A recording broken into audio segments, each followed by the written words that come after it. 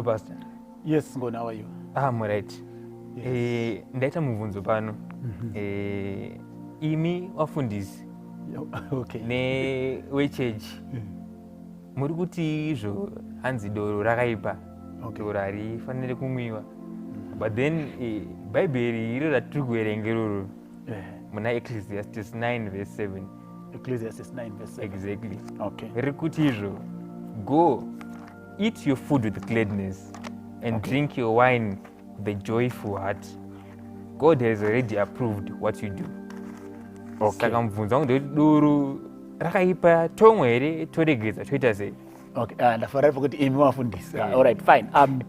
Then I'm also happy kuti as a young man uri kuratidza kuti uri kuverenga bhaibheri rako and you are making your argument straight from scripture. Now, ndisati answer directly your question. Ndinoda kuti nditange ndakubatsira maybe and many others as well, especially pa issue dzakaita saidzodzi kuti when you are studying the Bible, it's not like uri kuverenga novel. This is inspired work yakanyorwa over a long period of time nevanhu vakasiyana vaibva kumabackgrounds akasiyana, vakakurira kwakasiyana, vaita zvakasiyana, even maprofessions avanga akasiyana.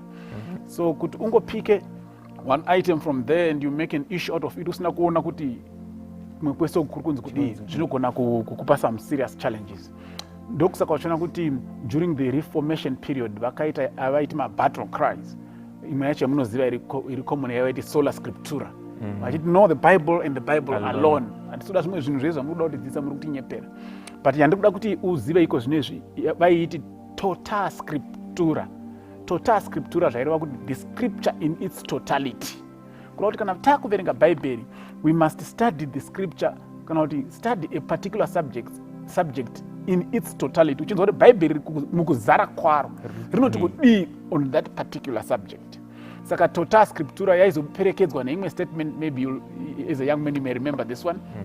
It's Latin as well. Yavaiti scriptura sui ipsias interpres. Scriptura sui ipsias interpres. Zvichireva kuti let the scripture interpret itself.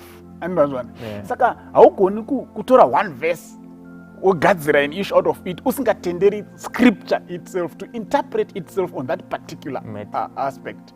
So unoona verse yawaverenga yekundaa kuti come back to your verse in Ecclesiastes iri kuti imwe waini yako ufare. Then you are now saying, but you know, sekubvunza kwarutoite kuti imi mapastor munozoparidza muchiti doro rinofanira kumwiwa muri kuzviona papi iro bhaibheri rati imwe waini yako uri ufara. So to be very direct and brief, especially Old Testament, bhaibheri rinoshandisa inzwi rekuti wine paviri. Mamazwi mairi anoshandiswa ipapo interchangeably ndishekari nayayin. Shekari nayayin, shekari anoreva intoxicating liquor. Yayin achireva banqueting wine. Saka chona kuti pauchaenda apo vhesi yako yawaverenga pakashandiswa yayin. Iri kunzi drink your wine and be happy. Banqueting wine. Saka wine manje paunozoenda the other word rinoshandiswa futi in Old Testament to grow wine ndi tikroish. Inoyanzoreva kuti fresh wine. Tikroish. Saka yayin na tikroish isame band. Wine, because any product yabva pamagrapes is wine. But shekari manje yakudza kuti this wine now is now intoxicating. It has been fermented, yakudhaka. Saka kana wakudzoka manje wakutarisa manje kuti okay, this is Solomon akanyora Ecclesiastes.